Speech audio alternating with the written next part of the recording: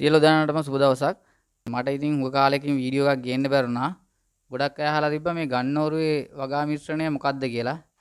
මම ඔයාලට දැන් කියලා දෙන්න යන්නේ ගන්නෝරුව කුසිගම්ම පර්යේෂණ මධ්‍යස්ථානයේ බිම්මල් වගාව සඳහා යොදා ගන්නා වගා මිශ්‍රණය. ඒ කියන්නේ ඒගොල්ලෝ නිර්දේශ කරලා තියෙන වගා මිශ්‍රණය. මේකත් ඉතා හොඳ වගා මිශ්‍රණයක්. මම දැන් ඔයාලට මේ වගා මිශ්‍රණය කොහොමද කියලා කියන්නම්. මම මේ ඔයාලට කියන්නේ ලී කුඩු කිලෝ 100ක් සඳහා හොඳින් මතක තියාගන්න ලී කුඩු කිලෝ 100ක් සඳහා මුලින්ම අපි ගන්න ඕනේ ලී කුඩු කිලෝ 100ක්.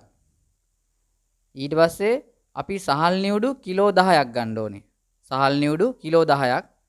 අලුහුණු හෝ ඩොලොමයිට් නැත්නම් කැල්සියම් කාබනේට් කිලෝ 2ක් ගන්න ඕනේ. අලුහුණු ගන්නවා නම් හොඳයි කියලා තමයි ඒගොල්ලෝ ගොඩක් කියන්නේ. ඊට පස්සේ මැග්නීසියම් සල්ෆේට් ග්‍රෑම් 200ක් ගන්නවා. මැග්නීසියම් සල්ෆේට් ග්‍රෑම් 200ක්. ඊට අමතරව ඔයාලට පුළුවන් මේකට දාන්න අමතර පෝෂක.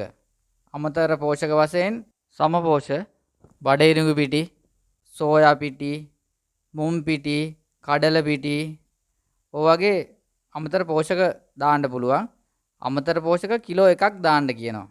මේ පිටි වර්ග කලවම් කරලත් කිලෝ 1ක් වෙන්න හදලා ඔයාලට දාගන්න පුළුවන් අමතර පෝෂක වශයෙන්. අමතර පෝෂක නොදා කරන්නත් පුළුවන්. මේක තමයි ගන්නෝරුවේ වගා මිශ්‍රණය. මේක වගා මිශ්‍රණයත් ඔයාලා අත්අදා බලන්න එකපාරක් හරි බිම්බල් පොට් හදලා බලන්න අස්වැන්න කොහොමද කියලා බලන්න.